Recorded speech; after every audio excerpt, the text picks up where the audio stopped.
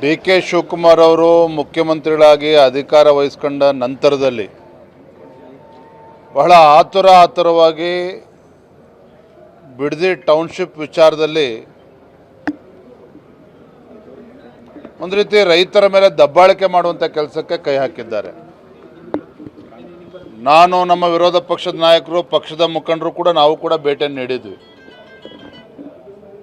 ಒಂದು ಕಡೆ ಸರ್ಕಾರ ಹೇಳ್ತಾರೆ 80% ರೈತರು ಬಿಡದಿ ಟೌನ್ಶಿಪ್ಗೆ ಅನುಮತಿಯನ್ನು ಕೊಟ್ಟಿದ್ದಾರೆ ಅಂತ ಹೇಳ್ತಾರೆ. ಆದರೆ ವಾಸ್ತವಿಕ ಸತ್ಯ ಏನಪ್ಪ ಅಂತ ಹೇಳಿದ್ರೆ 70-80% ರೈತರು ಇದಕ್ಕೆ ವಿರೋಧವನ್ನು ವ್ಯಕ್ತಪಡಿಸ್ತಾ ಇದ್ದಾರೆ.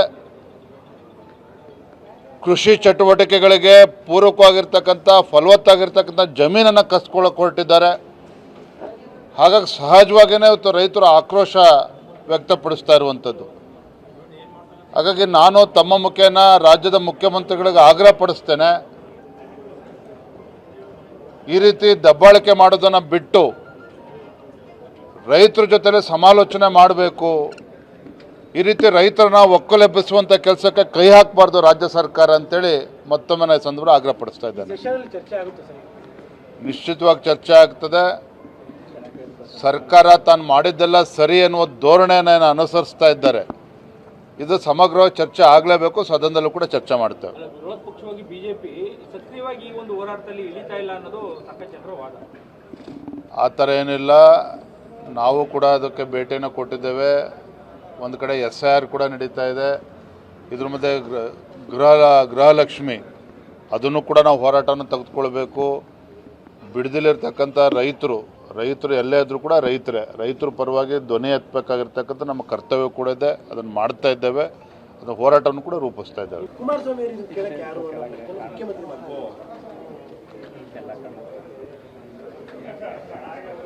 ಡಿ.ಕೆ. ಶಿವಕುಮಾರ್ ಅವರು ಮುಖ್ಯಮಂತ್ರಿಗಳಾಗಿ ಅಧಿಕಾರ ವಹಿಸಿಕೊಂಡ ನಂತರದಲ್ಲಿ ಬಹಳ ಆತುರವಾಗಿ ಬಿಡದಿ ಟೌನ್ಶಿಪ್ ವಿಚಾರದಲ್ಲಿ ಒಂದು ರೀತಿ ರೈತರ ಮೇಲೆ ದಬ್ಬಾಳಿಕೆ ಮಾಡುವಂಥ ಕೆಲಸಕ್ಕೆ ಕೈ ಹಾಕಿದ್ದಾರೆ. ನಾನು, ನಮ್ಮ ವಿರೋಧ ಪಕ್ಷದ ನಾಯಕರು, ಪಕ್ಷದ ಮುಖಂಡರು ಕೂಡ ನಾವು ಕೂಡ ಭೇಟಿಯನ್ನು ನೀಡಿದ್ವಿ. ಒಂದು ಕಡೆ ಸರ್ಕಾರ ಹೇಳ್ತಾರೆ 80% ರೈತರು ಬಿಡದಿ ಟೌನ್ಶಿಪ್ಗೆ ಅನುಮತಿಯನ್ನು ಕೊಟ್ಟಿದ್ದಾರೆ ಅಂತ ಹೇಳ್ತಾರೆ. ಆದರೆ ವಾಸ್ತವಿಕ ಸತ್ಯ ಏನಪ್ಪ ಅಂತ ಹೇಳಿದ್ರೆ 70-80% ರೈತರು ಇದಕ್ಕೆ ವಿರೋಧವನ್ನು ವ್ಯಕ್ತಪಡಿಸ್ತಾ ಇದ್ದಾರೆ.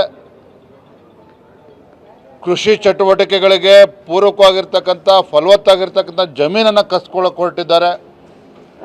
ಹಾಗಾಗಿ ಸಹಜವಾಗಿಯೇ ಇವತ್ತು ರೈತರು ಆಕ್ರೋಶ ವ್ಯಕ್ತಪಡಿಸ್ತಾ ಇರುವಂಥದ್ದು. ಹಾಗಾಗಿ ನಾನು ತಮ್ಮ ಮುಖೇನ ರಾಜ್ಯದ ಮುಖ್ಯಮಂತ್ರಿಗಳಿಗೆ ಆಗ್ರಹ ಪಡಿಸ್ತೇನೆ, ಈ ರೀತಿ ದಬ್ಬಾಳಿಕೆ ಮಾಡೋದನ್ನು ಬಿಟ್ಟು ರೈತರ ಜೊತೆಲೆ ಸಮಾಲೋಚನೆ ಮಾಡಬೇಕು. ಈ ರೀತಿ ರೈತರನ್ನ ಒಕ್ಕಲೆಬ್ಬಿಸುವಂಥ ಕೆಲಸಕ್ಕೆ ಕೈ ಹಾಕಬಾರ್ದು ರಾಜ್ಯ ಸರ್ಕಾರ ಅಂತೇಳಿ ಮತ್ತೊಮ್ಮೆ ನಾನು ಸಂದರ್ಭ ಆಗ್ರಹ ಪಡಿಸ್ತಾ ಇದ್ದೇನೆ. ನಿಶ್ಚಿತವಾಗಿ ಚರ್ಚೆ ಆಗ್ತದೆ.